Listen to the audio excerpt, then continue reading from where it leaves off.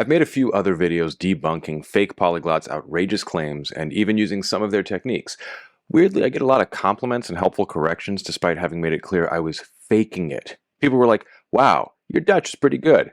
No, it's not. Stop it. But today, I want to do something a little different. I'm going to explain why anyone self-assessing their skills at C2 is almost certainly wrong, why that is, and what it means for us language learners.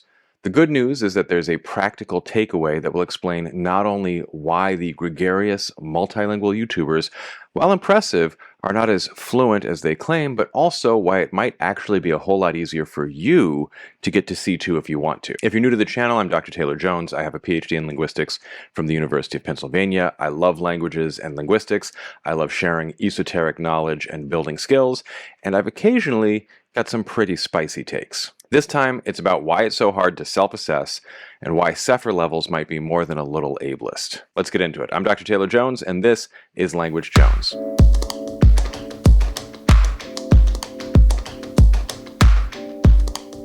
All right, if you're thinking, what's C2? Then congratulations, you've spent less time in the online glottosphere than I have. Ugh, glottosphere.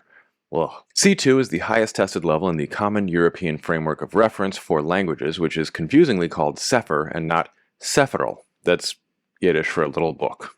No joke. It goes A1, A2, B1, B2, and well, you get the idea. Technically, there's a pre-A1 that's actually like an A0 level, and I'm that in over 6,000 languages. Look out, Ahura. So A1 is just someone who's just starting out. They can maybe communicate a little bit if you speak slowly and don't use complicated grammar, and maybe stick to very concrete tasks like greetings or buying something at a store or market. You know, the kind of things you see people shocking natives with. By the time you're into the Bs, you're covering all sorts of grammar with the past and the future and the conditional and the subjunctive. You got all the stuff. Not to mention a ton of vocabulary. By the way, if you struggle with the subjunctive, I made a whole video about it. I'll link at the end. It's not really what it's described as, and linguists have a better way of thinking about it. So check that out. Now, I took the certification in French for B2 over a decade ago, and I speak French pretty well. I watch the news and I listen to podcasts in French. I read a lot of French books for fun.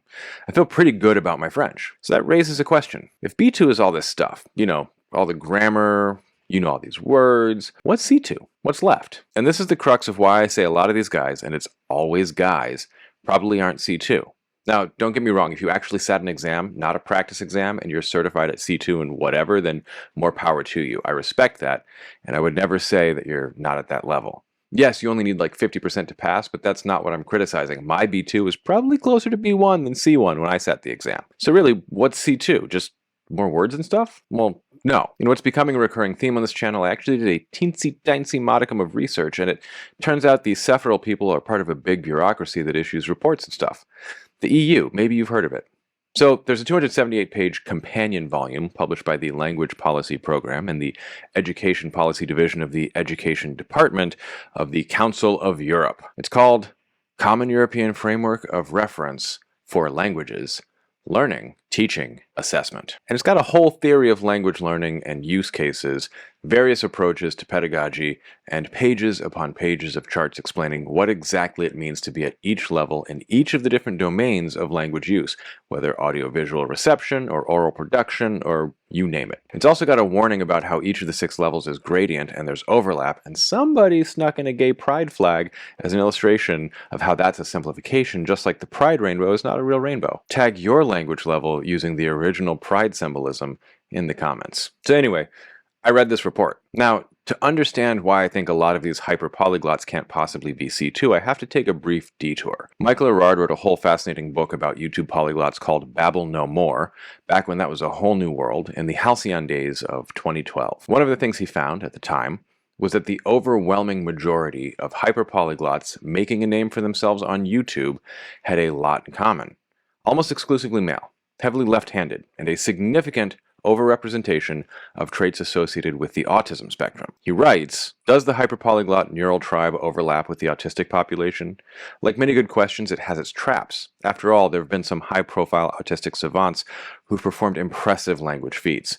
Daniel Tammet, a writer and educator with high-functioning autism, was once challenged to learn Icelandic in 2 weeks and then went on Icelandic television to speak it. Intriguingly, Carl Zils, I think that's how it's pronounced, had mentioned that Emil Krebs seemed like someone with Asperger's.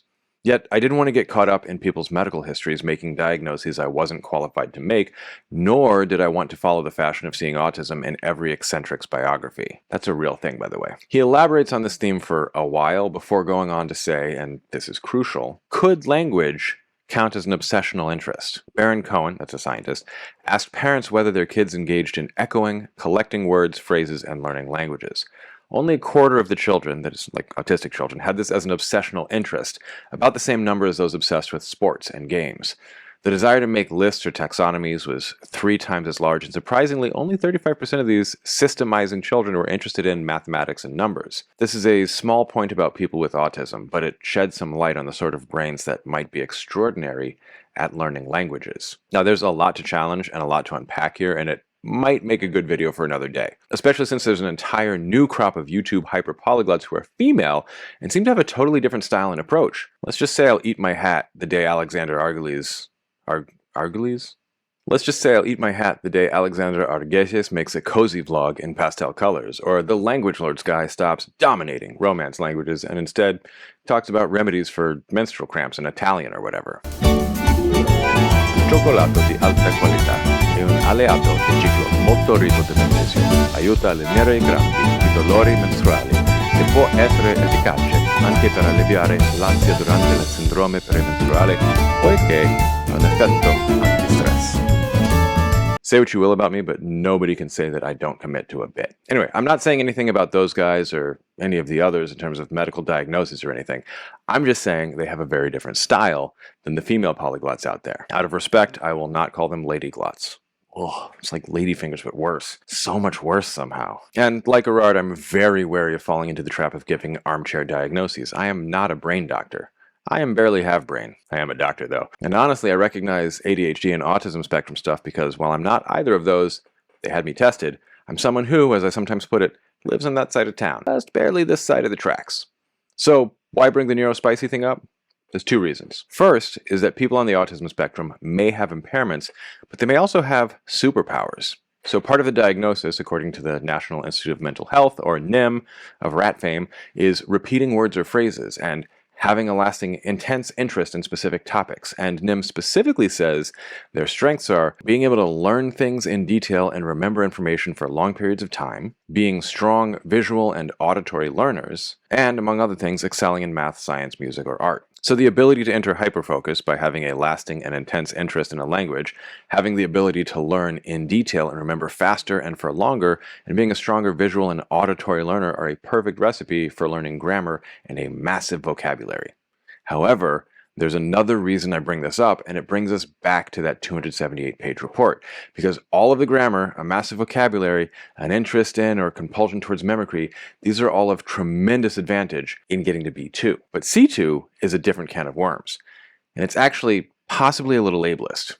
What separates B2 and C2 is not really grammar or vocabulary. There are certain things that are definitely a matter of practice, like can understand with ease virtually any kind of language, whether live or broadcast, delivered at fast or natural speed. But here are some direct quotes from what characterizes C2. Can identify the sociocultural implications of most of the language used in colloquial discussions. Can make appropriate inferences when links or implications are not made explicit, can get the point of jokes or allusions in a presentation, can understand nuances and implied meaning in most films, plays, and TV programs, can understand a wide range of long and complex texts, appreciating subtle distinctions of style and implicit as well as explicit meaning, can understand in detail a wide range of lengthy, complex texts likely to be encountered in social, professional, or academic life, identifying finer points of detail including attitudes and implied as well as stated opinions.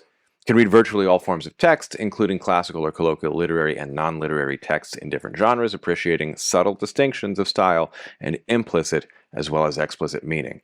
You're noticing a theme in this very long document. Is skilled at using contextual, grammatical, and lexical cues to infer attitude, mood, and intentions and anticipate what will come next.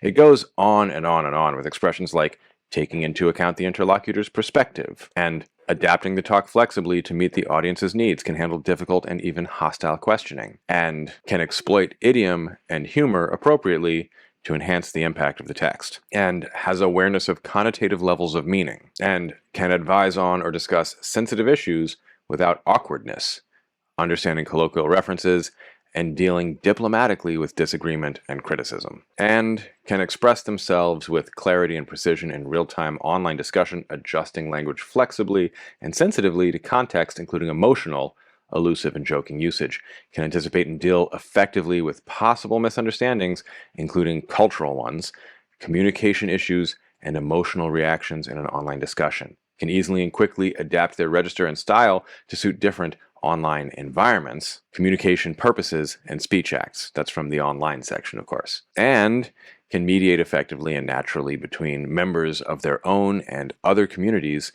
taking account of sociocultural and sociolinguistic differences. Can guide a sensitive discussion effectively, identifying nuances and undercurrents, and so on, and so on, and so on. Firstly, you'll notice this is no longer about your grammatical skills or vocabulary. What makes C2 covers a wide range of things, but they all relate to your ability to synthesize information, to understand social, cultural, and emotional nuance and cues, and to use your extensive understanding of register and sociolinguistic variation to effectively navigate those things. A significant part of it is displaying a level of critical literacy and knowledge of genre conventions that, frankly, I don't always expect from undergrads in their native language. Lord knows I didn't see it from all the legacy kids when I taught at an Ivy League. Second, if you're not an expert on the autism spectrum, you might not already know this, but these are precisely the things that are difficult for people on the autism spectrum.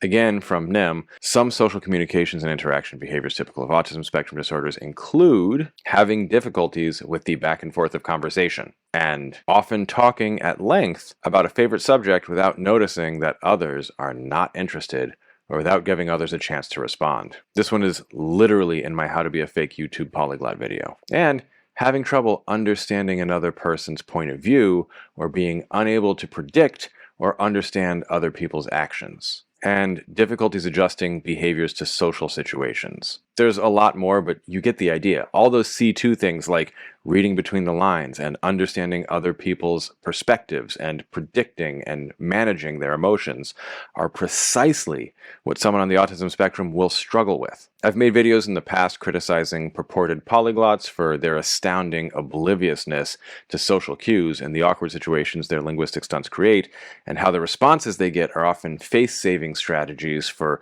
minimizing embarrassment. I'm starting to feel a little guilty for what might have accidentally been a pretty ableist take in some cases. Or not, because again, I'm not a doctor and I can't diagnose anybody, and not everybody who misses social cues is actually autistic. So there's a conceptual takeaway and there's a practical takeaway. The conceptual one is that if you want to get really good at a language, C2 is not that far from B2 in terms of actual language, meaning vocabulary, grammar, and understanding the surface meaning of sentences. But it requires a shift to understanding different genres, subtext, allusions, and all kinds of indirect communication. And this means that the people who rocket ahead of neurotypical folks in terms of their vocabulary and their grammar acquisition, who seem to have a language superpower, these folks are benefiting from one side of a double-edged sword. And more superpowered they actually are in terms of systematizing and memorizing more language faster than you, the harder it might be for them to get from B2 to C2. And some may simply not be capable of it, because we're no longer talking about the surface use of language and memorizing stuff, but about pragmatics and subtlety and insinuations and things left unsaid, pregnant pauses, supercilious looks. The practical takeaway for neurotypical folks is that while B2 feels like a tremendous undertaking, you've actually done most of the language heavy lifting at that point, and it's really a pivot to learning cultural communication styles and genres and shared references and so on to get to C2. That's a whole lot of fun. That's most of what a lot of us got into language to do in the first place. For those on the spectrum, the practical takeaway is that you'll need to spend time learning how all the stuff that annoys you in your first language plays out, sometimes very differently, in your second. Are you high functioning with a diagnosis, but you've got amazing scripts and really good masking? You're probably going to have to relearn all of that in your new language. Just be ready for it. And of course, everything is a spectrum, so even if you're not officially on the autism spectrum, a lot of us can benefit from learning the skills and coping mechanisms of people on the spectrum, especially in a new language, because guess what? Our understanding of tone of voice and body language doesn't always or even often carry over. My main binge in French lately has been YouTube videos about projecting confidence and speaking well. Some of it's really different than what works for me in English. Of course, some of it's also trash, since we're talking about confidence boost YouTube how-tos. So the next time someone who claims to speak 10 languages claims they're C2 by their own assessment, take it with a huge grain of salt. But also, if that's your goal, you got this. You gotta learn a lot of words, but you also have to be ready to learn the culture.